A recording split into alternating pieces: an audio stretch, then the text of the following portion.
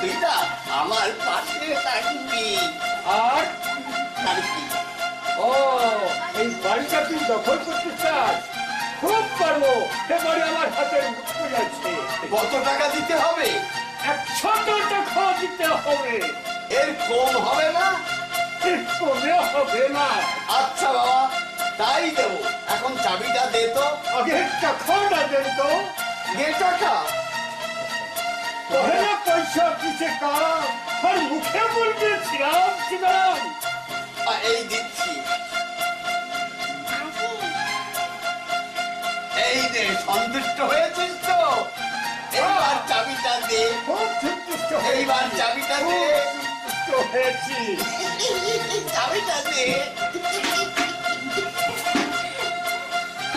এনে ধর। এ কি বাড়িতে? প্রথমে বলছি ধর চাবি।